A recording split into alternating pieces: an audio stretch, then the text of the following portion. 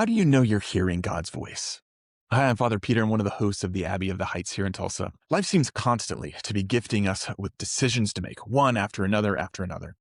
When to retire, what church to go to, what school to send the kids to, when to transition jobs, when to start that new thing, what to make for dinner tomorrow.